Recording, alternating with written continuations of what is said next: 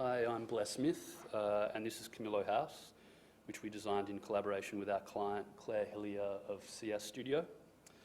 We were approached by Claire and her partner Sean to transform a recently purchased property into boutique short-term accommodation. So their brief was to create a unique coastal escape that fostered meaningful connection and contemplation. From side, it's a short walk through the dunes to Blair's back beach on Bunurong country. It's a dramatic, rugged coastline with a truly mystical quality. The property has direct access to walking trails, swimming basins, rock formations that line the coast. It's a frayed limestone edge to the surging tides of the Bass Strait. This is Kate Shannessey's Dune series. There are evocative depictions of the coastline immediately across from the property. She's also the photographer for the project. I'm showing these images because Claire and I set out to imbue the interior with the poetry of its setting, to create an antidote to the grind of modern life, and like the coast itself, a backdrop for inspiration and reflection. So the original home, with the back beach to the left, Blair's township and the main beach to the right. And the original envelope of the home. So the home was purchased from a family who built it in the 1980s as their holiday home before the parents eventually retired to it. So quite a few textures there, pine lining boards in multiple directions, and that's one of the two bathrooms. So this is the demolition plan of the upper ground floor. The key interventions were reconfiguring the bathrooms, kitchen and bedrooms. One corner of the home was like a rabbit warren of wet areas with a northern aspect. The kitchen was enclosed and had no connection to the outdoor deck. So our plan. In retaining and revitalising the old building, we wanted to respect the spirit of the original family home while creating new spaces and moments that could tap into the romantic nature of a coastal escape in a new and evocative way. So private areas were reconfigured to clarify the layout and better serve the needs of multiple couples or groups. The refurbished kitchen allows for direct access to a deck area with improved views to the south, to the coast, and an established moona tree to the north. And then just quickly going down to the lower ground floor plan.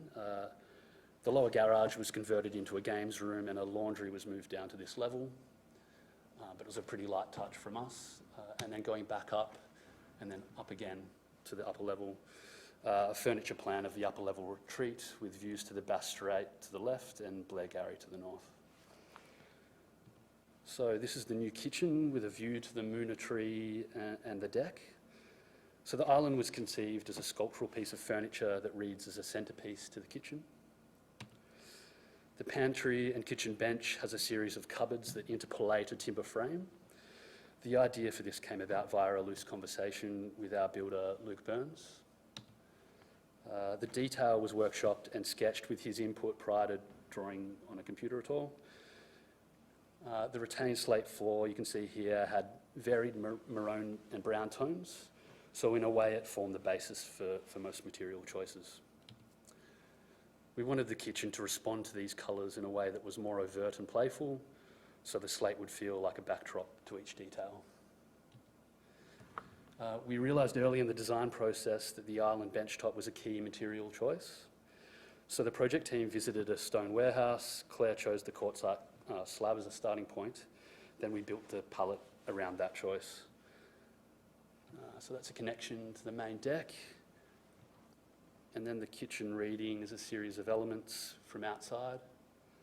And then that idea of raised joinery elements is further amplified as you get lower, your eye gets lower beyond the deck. So in the main bedroom, a pokey ensuite was redesigned so that it formed part of the bedroom. A timber vanity also serves as a bed head, allowing views out to the dunes from an open double shower. So the briefer short-term accommodation meant that we were able to give this room a sense of theatre, as we were unhindered by the typical requirements of a permanent home.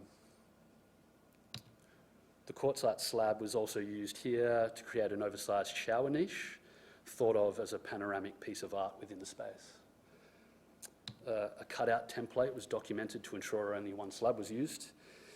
This drawing also mapped out custom lights and bedside tables. We ensured that the unused portion was clustered together so a piece of furniture could be made with that offcut in the future. And then back again at that niche detail. And then looking back towards out over the dunes, storage for all vanities are fixed benches for toiletry bags to just be dumped. No drawers or cupboards or in any of the bathrooms. And then moving on to another area, a custom spotted gun bath with an aluminium reveal behind forms the centrepiece of the main bathroom.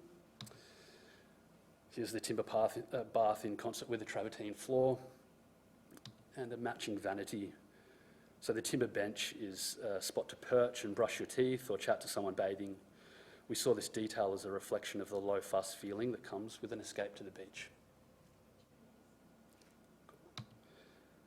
A view of the northern bedroom looking through to another ensuite. So a Verde marble tile salvaged by the clients on Facebook Marketplace was the departure point for this space.